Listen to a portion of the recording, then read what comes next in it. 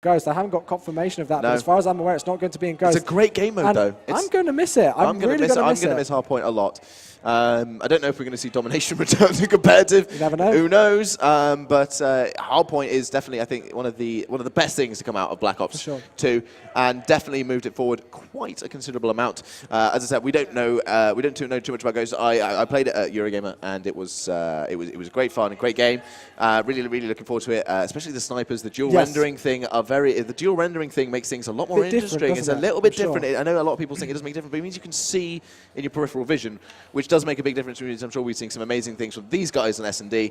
But we've got new classes, marksman's rifles, all that sort of stuff. We're all hyped for Ghost here, but we're still on Black Ops 2. We're going to be moving on to Raid S&D, Search and Destroy. I think this is also going to mean that they're going to have to turn us down a bit, as we did notice earlier with Brycey. We were telling the we were talking. It's fine. It's fine. I think we're good.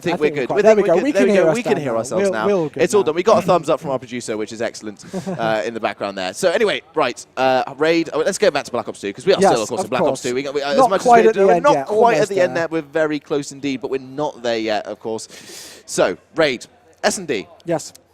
Every single time so far, we haven't seen any A rushes, really. A is the one you sort of, there's one man left, there's 3 men left in the team, better rotate back round to A, get the bomb down, defend it. That's what we normally see on Raid, I think, because everybody seems to rush B all the time. Well, I mean, it's a difficult one, because some people can throw A in there for the mix, and they really like to delay that A push, get control of that top water house and that bottom water house, as I like to call it, and really take it slowly sometimes and just change things up a bit, because the usual amount of time that people are on the defensive side, they like to really try and get control of that B bomb site and look over it from top laundry. So if you can switch it up and head over to A, it's definitely a good tactic to use, and it's definitely one people should have in their arsenal and utilize when they can. And I know teams who prefer to go to A more often than B, but it is just personal preference. There are so many options in this game to do that it's really an interesting one, and especially going back to just the game mode and the map alone.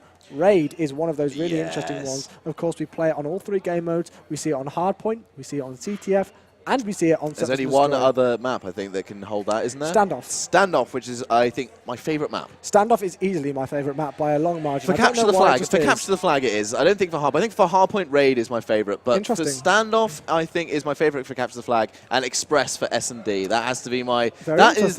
I think nice. That is. If I was to play a perfect day tomorrow, that's what everybody would be playing that. Okay. But it is good. I don't think anybody really ever puts Meltdown as their favourite first. Well, some do. Again, it's personal preference. That's the thing. I personally Karma like got Meltdown. that Ninja Diffuse on it, though. Don't even I will bring that up. I will bring that up every time we mention the Meltdown. Karma's Ninja Diffuse at Gfinity. I think that will be the most memorable moment. That is the most. I think it's one ever. I think that the thing is, you came up with 2 in one tournament. Yeah. That 27, 28. 28 score streak on Yemen. Against this Enigma team. Against Enigma, who, as you can see, against who you can tell are what a very good team. Yeah. And then the Ninja Diffuse. It's known. I think it should be known from now on as the Ninja Diffuse, because was I don't think we've really ever seen anything. And I've been watching stuff. I mean, to catch up on the competitive scene, guys, because as I said, I'm very new to this. I've just been watching previous CODs, previous tournaments, and never once did I ever see something like that Karma Ninja Diffuse. It was fantastic. 3 versus 1, and Karma pulls it right from under his nose, and it was just, it was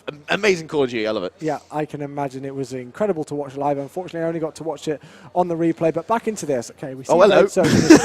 Black just sitting there, chilling. He knows what's up. Take it easy. He's just like, we got this, boys. Yeah, we got this. We got this. We can do this, boys, and we're going to take this S&D game.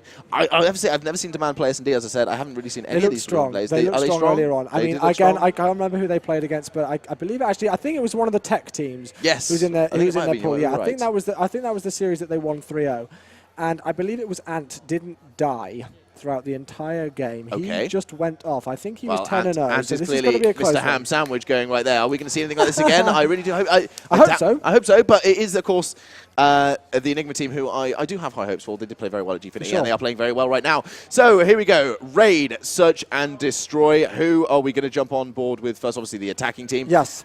If the match would ever... There we go. There it is. That's now. The one. So let's jump on board. Well, we're going to jump on with Sowers. I want to jump on board with Sowers. Okay, let's jump on board with Sowers. He's changing his classes right there now, as we see. He is using that that wonderful M8 that we've all know and love. That 4-burst. First 4-burst gun to ever be featured in Call of Duty. And as I've said before, they are pushing that B side. Yeah. So they've got now an interesting point to make here, as unfortunately Ant does get taken down. they set themselves up exactly the same way as Epsilon does on the defend. Interesting Exactly choice. the same way. Choice, but let's see what they can do. Sauer's going to be pushing this B-bomb site. We'll just take that little scoreboard down at the bottom there for you. So it's all just this picture-in-picture mode, of course, which we love from the Codcaster mode here in Black Ops 2. Oh, yeah, I know. It's going to be missed, but a 2v3 situation already. 2 down, 4 demands, so that means it is Rated and Rob going up against Black, Sours, and Wonder. And there we go. Rated is the last one left alive. The bomb has been planted. Rated is going to have to work just makes his task more difficult, but he does get taken out. Doesn't matter. Black takes him out. Strong start once again from Enigma. Benefiting from the map that we can always see in the right-hand corner, which of course these guys can't see. I think a lot of people forget that when they're watching. They think, why is that guy going there? He can obviously. It's because they can't see. They haven't got X-ray vision. They haven't got X-ray vision, and we can see stuff that they can't. That's what makes Codcaster mode so awesome. Yes. But we knew already. We knew as that was happening that he was going to get shut down. Right there. Oh, the host has ended the game. Something has gone wrong. I'm not sure what has happened here. Okay, apparently they got the rules wrong, so I'm not sure if we'll be restarting the map quickly. R&B from Enigma has just told me that, so he's going to let me know, hopefully, if we are going to be restarting it from scratch. But somebody say something. I mean, luckily they discovered that early, because you do find that people realise that the rounds that's are on. The worst thing with it. It's a 5-5 to each team. It can only go one way, and suddenly all of a sudden the map rules are wrong is not very good. But we noticed early. Well, someone did. I didn't notice early. No. Someone noticed early, which means that we can get it fixed, discover what's happening. People shouting in the background, finding out what's going on. We will find out what's going on. It doesn't matter. We're going to get back into the game as soon as we possibly can. Of course, this gives them a chance to change classes if they want to, if someone didn't get something quite right, which doesn't happen occasionally. You do see it happen. We did see it at Gfinity. Somebody did run around with a UAV for a while. But they didn't use it. They didn't use it. They didn't use it. Because I casted that one. And yeah? Do you remember, did I tell you what happened in that one? You did not. Okay, so I'm just going to story time. Okay, story time whilst they change things up a bit. Okay, so this was Optic versus Ozone Giants, a must-win series for Optic. First hardpoint game on standoff. It went right down to the last hill, about 220 points between them. So, yeah, I mean, a piece. So both of them were on about 220. 2 of the Ozone Giants players had default score streaks, which is, of course, the UAV, the Lightning Strike, and the Dragonfire. Now, you would think, and you think that wouldn't be good. Tojor had the guts to call in a Dragonfire on the last hill. I've always said this, right? The Dragonfire is brilliant. I love the Dragonfire. The only problem is that it takes you out of the game. It does take you out of the game. It takes you out of the game. He took 4 players off the hill from Optic and just completely owned them, went, oh, okay. And they took over and won it. But anyway, back on board with the game. Let's get back on board with the game. We're back onto this, and it's going to be 1-0 in favour of Enigma. So you are going to see OO at the start here, but please do keep in mind, we will keep reminding you that Enigma have taken the lead here. We're unable to pencil in the fact that it does actually say 1-0 to Enigma right now, but it is indeed 1-0 to Enigma. Mid-rush. They're going for mid-rush. I think what's happening here is Enigma are just going to kill off demand straight away. So they're not playing. No, they're not, because they're going to kill off demand straight away. And then we can go back to our... okay, yes, that would make sense. Yeah, so... That would make sense. So I think what they're doing here is they're just killing off those guys. I think they're doing it evenly as well. Like they're making sure exactly. I haven't seen this for a while. So Black got 2 kills in that last round. They're making sure that happened again. Wanda, I think, got 2 kills in that last round, and Sours planted the bomb. That is a brilliant thing to see, guys. I've not seen that for a while. And one thing that I have to say, I wish that was an implemented feature in the game where you can go and repeat it and get back to that. But there we go. The team's obviously agreeing to do that. So we are going to be going back, just for the stream viewers at home, exactly back to where we were before. Unfortunately, before the host ended the game. So 1-0 it is. I'm going to jump on board with Ant, though. This guy apparently went absolutely massive on Search and Destroy Meltdown earlier against TEC. So let's see what they can do. Sorry, I am going to be... There we go. Toggle toolbar. That's the one that I've got out the way now. We don't have to reset it every time, guys. Don't worry. But looks like Demand are making a very aggressive rush for B, which kind of hasn't worked in their favour, as Rated gets taken out immediately, and he was the bomb carrier. So I don't know if anybody from Team Enigma have spotted that. But if they have, I think they would have done. Look how open that is. That bomb site is really... that bomb is really, really open. So they're going to know. And to me, it looks like Enigma are kind of closing in on all sides, like kind of like I suppose a shark tank. Really, is a little fish. 2 little fishies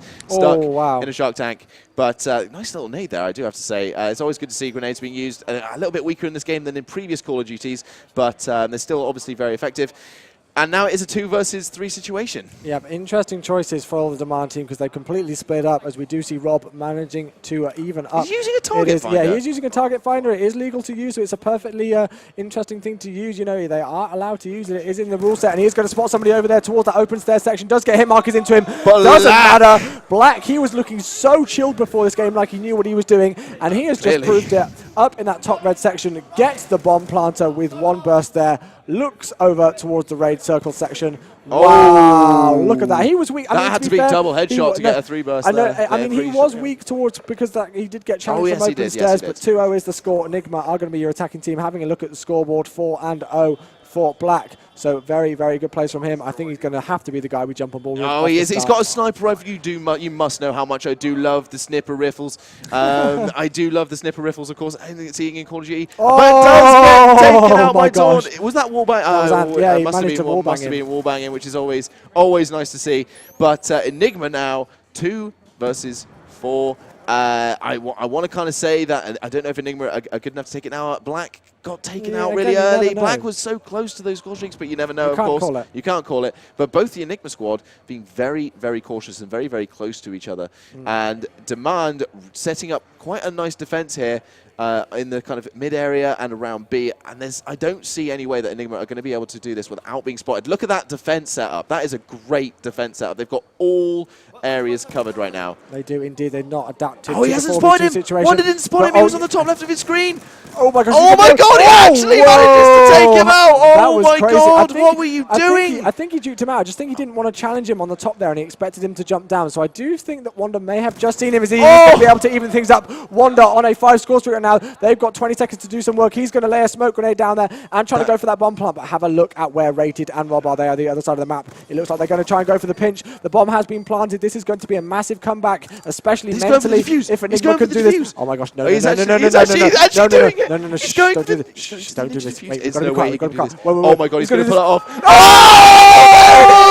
Oh my Jesus, that was absolutely awesome. Not quite an ninja defuse. It wasn't immediately after he planted it, but close enough still to say what an absolutely fantastic piece of Call of Duty. I love it when that happens. That is what makes Call of Duty so interesting. We saw a 1v3 at Gfinity. Now we've just seen a 1v2, I believe that was, when he's still just brilliant. The Enigma guys just ran away and were like, hey, how about you have this? No, honestly, guys, that was an absolutely fantastic piece of Call of Duty. And finally, for the first time today, I've seen an A-rush. This is nice. After that sniper rifle, you beast he's machine. Just going off with that DSR. We've seen him play so well with it today, as far as I'm aware, and he's still going off with it. He's Great going for that accuracy with sneaky. it. He's got that dual band on, though. That's an interesting thing to think of. It's my favourite attachment. It's my favourite attachment in the game. Yep, I'm not going to lie to you. It is my favourite attachment on snipers, on LMGs. It just works really, really, really well. I know. A lot of competitive people are going to be like, LMGs? What? No, it is honestly an absolute beast. Ooh. Oh, missed the quickscope, unfortunately. Somebody's using a crossbow, because I just saw the little crossbow. That's allowed, though, isn't it? Yeah, of course it is allowed. Somebody's using it. I don't know who it is, but the bomb has been planted. If you're good enough to use a crossbow, you better hope you win that round, because it's going to seem like a throw as Ant gets taken out by Wanda there. Right, so he's on a six score streak right now. Maybe that's why they ran away. Maybe he didn't want to be taken down. That's very true. That could be the reason why. And look, he is using that. He gets taken out. Unfortunately, it may have been wasted, but he does have a Hellstorm missile. So Enigma on his own as he gets that headshot. Oh my Jesus! Is he going to go for the defuse now? He's not going to go. No, he's not. He can't. He needs to back away because they're both behind him right now. They are going to go and challenge him. He's going to die. There's no way. They played that perfectly. 2-2 is the score. They are all even. You did see Enigma taking a 2-round lead, but Demand have shown that they have got skills and they can indeed hang so far in this search and destroy. Time to spare. And they are going to be getting it. There we go. Sowers had to go for the defuse. He had no time left. Rob shuts him down, though. 2-2 is your score. I believe it is going to be Enigma, the attacking team, once again. We did see them almost pick up a 4v2 comeback earlier on, unless there was a crazy comeback, and they did get that ninja defuse, but on board with Sowers. It looks like they're going straight through middle push here. Dodging bullets like Neo right now. Look at this. They've all pushed down towards that middle. Going to try and juke them out by throwing that smoke grenade over towards that B-bomb site. Not going to work, though, as he does get taken out. Ant goes big. It's all even, though. 3v3 situation. Wanda's going to move in there. Wanda's getting the 2-piece. Himself a 2-piece, and that's going to be great plays from him. Now a 2v3. He has still got that Hellstorm missile, of course, although I'm expecting that he will save that for a dire situation. Later on, obviously, we don't know how it's going to pan out right now. 2-2, and Luke takes down Rob as Sway takes down Luke. It's all going on here. He's still using that target finder. I think a lot of people in the stream are going to be harping on about that. Nobody ever likes to see target finders in games for pubs reasons, obviously. And gets taken out by Black there with a 2-burst.